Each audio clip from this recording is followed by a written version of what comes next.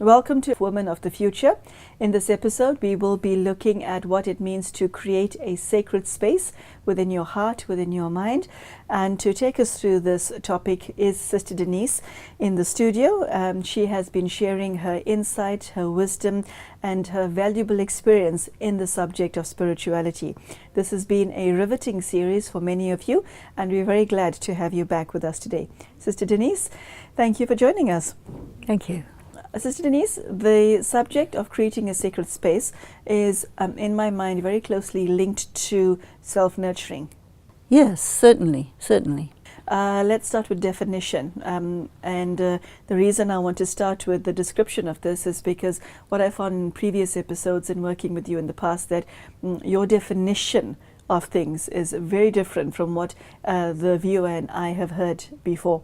So what does a sacred space mean to you? And we'll then chat about how one goes about creating it.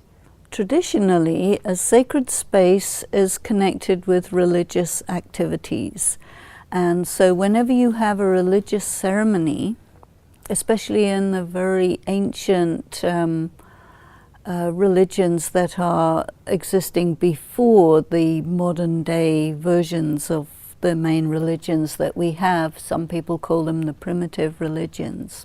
So there you will hold a ceremony, and that ceremony is all about bringing the energy of God, the energy of spirituality into a particular place. And once that place has been touched with that spiritual energy, it is a sacred space because the energy is held there. When a woman is in her home, she is actually creating space. And when that woman is in her spiritual connectedness, she's filling that space with that energy. And this is a very nurturing energy. So for a woman, the center of the house is where you cook. That's where the fire is, that's the hearth. And so the woman will sit around the hearth preparing food in the remembrance of God, and with the aim of nurturing the family. So then this becomes the place from where the sacred energy is extending.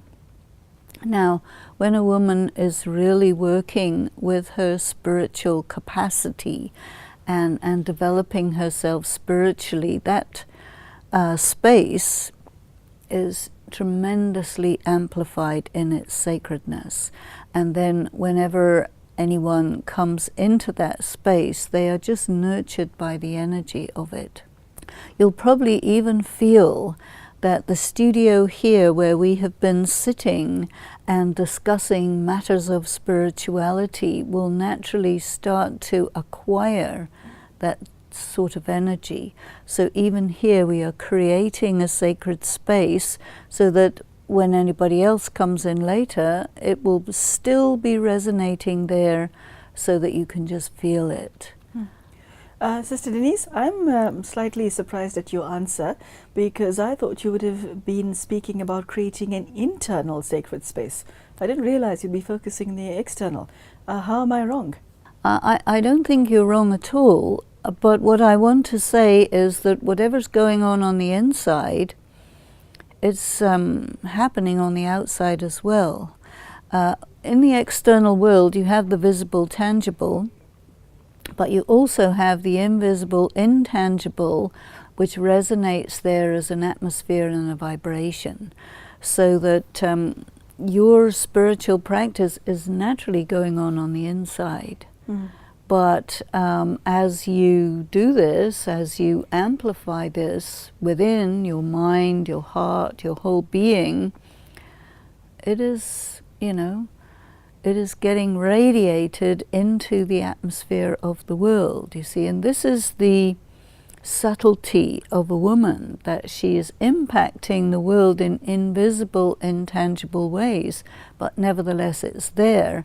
And I think one of the problems of giving women a secondary position in society is to compromise the continuing creation and sustenance of that sacred energy, so that then the world becomes bereft of that, and then there is much more suffering and difficulty. Even the nature itself needs it for its own sustenance. But because it's invisible, almost intangible, the materialistic people say it doesn't exist. How does what you just said link to the protection of a woman? And the reason I'm asking this is because my focus is on the thousands, hundreds of thousands of sisters out there who are living in a dangerous environment, war zones, places of conflict, countries in which there's a very high level of violence and crime committed against women. How does this link to protection? Well, I mean, in a way, when everything is peaceful and calm and quiet, the woman's energy can be easily filled into the environment. But when there's all this disturbance, unless the woman has a lot more information and a lot more power, it's broken. And then the woman is broken, and then the whole world is broken. And that's what we're up against.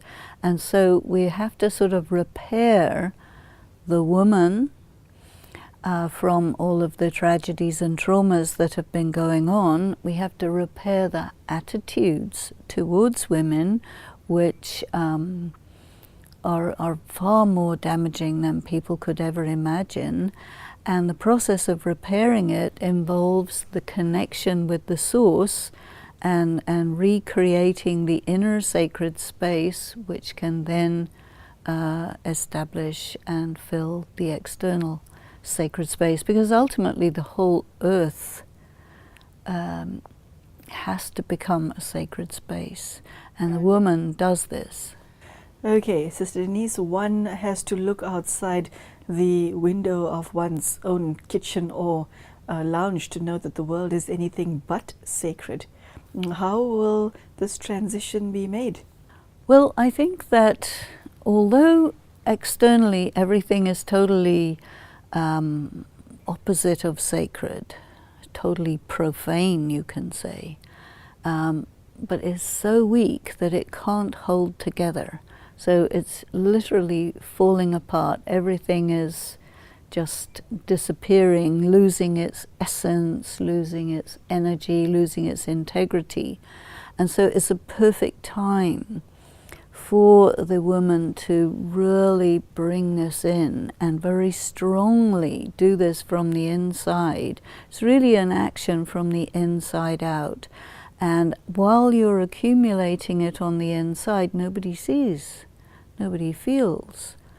But a certain point comes where you can feel it. And so it sort of seems to be almost magical. And sometimes people are actually afraid of women because of this special capacity. And I think when men allow their feminine aspect to live and to be present, the men can also do this too, because it doesn't have to be limited to women, but it is to do with the feminine. So Denise, there is a word in the English language which one does not hear about recently. I'm thinking about it because a friend of mine who's very religious uses it often, consecrated. Mm-hmm. How does that link to what you just said? I think it's a very good word, because it is to make something sacred, to consecrate it. It's usually applied to, you take some food and you offer it to God, and then it's consecrated, so it absorbs the power of God, and then you eat that, you see. So that is something very important. Food is a symbol for thought. What does that mean? Well, you've heard the expression food for thought. Yes. I thought it has to do with a thought and not food. Well, you still use the same word, food for the body and food for the mind. So food means nourishment. Mm-hmm. So it is also said that the quality and kind of food that you eat determines the state of your mind. There's this saying, as is your food, so is your mind. So people have heard this, but they don't quite see how it works. Now, when you're operating on the level of vibrations and spiritual energy and so on, see, one of the things that we do in our practice of Raj Yoga is we will prepare food in remembrance, so that energy goes into the food, and whatever goes into the stomach, which even you also eat in remembrance of God, all of that is going to affect your mind and heart, you see. And so the woman is constantly adding food made with love, made in remembrance, into the stomachs of people who may be disconnected from that, but it helps them to be nurtured in this way. And this is why nourishment for the body, nourishment for the mind, these are very, very linked. Sister Denise, as you speak, the vibration and energy that I'm receiving from you is actually quite lovely. It's a resonance of serenity and calmness, which is really quite lovely. And I hope the viewer at home is able to experience what I'm experiencing. Is this because of the years that you have spent creating a sacred space within and without, or is it some other reason?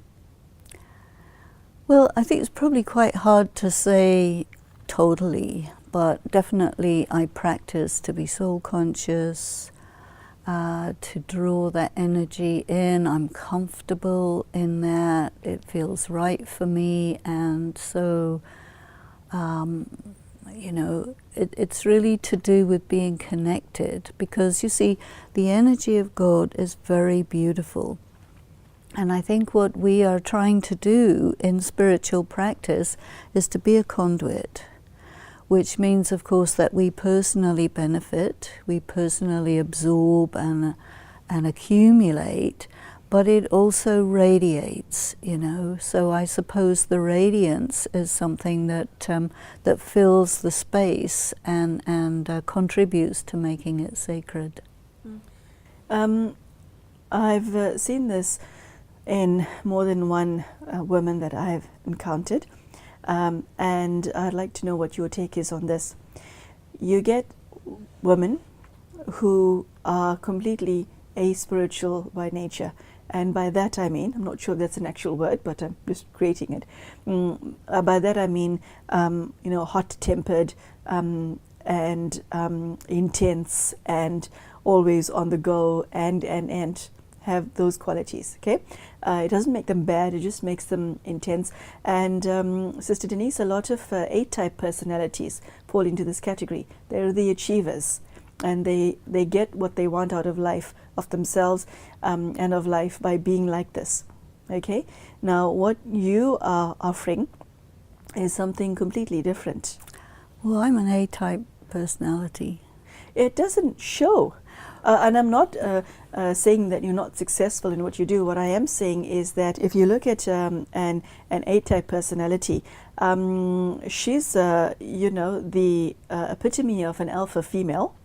And she resonates, even if she's sitting and drinking a cup of coffee on the couch, she resonates a certain energy that says, that crackles with passion. Okay? It's very powerful and beautiful at the same time. But your type of power presents as something total opposite. Now, what I'm asking is, how are you able to achieve all that you are achieving out of silence, out of serenity? That's almost, Sister Denise, a contradiction. You see, I am, as I said, I'm classified as one of those, full of passion, etc., etc. But you see, when you are doing that and your door to your spirituality is closed, then that component is missing. Once you open that door, you have a combination. And I think it is part of the balancing process. It's very important to figure out, what am I, who am I, what type of person am I? And then, you know, when you add the spiritual dimension, you've got something which is, I suppose, very potent, so that maybe you aren't just consuming your energy by burning up from within, you see, because you've got this coolness of the spiritual component. And I think in terms of the other part of your question, where you said, how is it possible to achieve through silence? Actually, you do achieve through silence. If you don't have silence, you don't have nearly as much energy. There is something called the power of silence, and that is no mean power. Sure. Yeah. The reason I asked this question, Sister Denise, is because there are many passionate, driven women listening to you right now who want to keep their passion, want to keep their level of success, but also are interested in spirituality because they have experienced what you so articulately put, burning from within. And that's a horrible feeling because you are the way you are. Okay? So I think that that a successful woman does not want to be meek, mild, timid, all of those qualities. That's anathema to the successful individual. So I find it very fascinating that someone can actually do both. It's really not opposites. Spiritual power means there's a flame which the clairvoyants can see. There's a huge flame. You're burning from within, but you're not burning yourself up. There's a big difference. Yeah, that's a very powerful image. So you burn with a flame of possibilities, and you have the power to make them real. But I think there's another kind of burning where you burn yourself up and you burn yourself out. And this is also something we see in high achievers, that they do burn themselves out because they're not constantly resourcing themselves. You see, in what I've learned in spiritual practice, why do you take power is so that you can turn that power into different kinds of achievements, both external as well as internal, but you always keep yourself filled, you see. This is the thing. The flame must be fed by the oil of knowledge, and the oxygen of connectedness. Otherwise, you just burn out. Okay, so Sister Denise, I'm very practical. So I would like you to tell us the steps that one goes through to create an internal state of stillness that you've just been speaking of and that you yourself are resonating. How does one go about it in the context of a very hectic lifestyle? You see, I don't know whether it's really about steps. It's not technique. It's not? No. It's a lifestyle. It's a life journey. I personally have been doing this particular practice for 40 years. But if I cast my mind back to my childhood, even at the age of 4 or 5, I would seek out quiet time. I would spend time in nature. I would contemplate sunsets, and it's always been part of my life. And I think that there's a difference between a hectic lifestyle where everything is just going in all directions, and maybe a life in which you are very disciplined so that you can do a lot of things, and you accomplish a lot in your life. You don't waste your time, you don't waste your energy, you don't waste your breath. Each and every part of your life is all about making the best use of everything you have. Okay, that gives it a very interesting take, because meditation and spirituality is not a 5-minute or 10-minute thing or an hour thing. It's a life. It's a life. It's a lifestyle. It's a life journey. It's all about your being. And in the world, everybody's busy doing. Spirituality says, okay, do, but be. Really think about being, what your being is. What is it like to be who you are? Being. It's all about being. Okay, sure, that is very beautiful. It's all about being. The aspect that's popping into my mind at the moment is that many women watching you right now is concerned with safety. Yeah. Okay, it's of paramount importance to women not to be violated on any level. Personal safety, the safety of her home, the safety and integrity of her home, of her children, of her loved ones, of the vehicle that she's driving in, to be safe whilst you're in the vehicle. How does she go about creating a sacred space wherever she is? I'm thinking about an inviolable space. How does she go about doing that? You see, when you are having this type of lifestyle, you're constantly feeding that radiance, constantly. There's also a vigilance, not hyper-vigilant, but a vigilance. You're always aware of what's around you. You're aware of what's going on in the minds of people around you, immediately close to you, and maybe even quite far from you. And so you can sort of intensify your energy and direct it as a force field of protection wherever you notice anybody's mind is going in some funny direction. And change their minds from your thought. And they will not even notice what's going on. Change their mind from your thoughts? Yes. Well, hold on, tell us more about that. What does that mean? When you're a woman, someone is going to see you as an object for sense gratification. There can easily be an opportunity for sexual harassment if you're in a crowded train or whatever it happens to be. You can pick it up as soon as it ever happens, and you can send out a vibration which says, you cannot cross this line. And you can make it as strong as you want, and the person will intuitively back off, and they will not be conscious of it. Wow, that's very powerful. Yeah.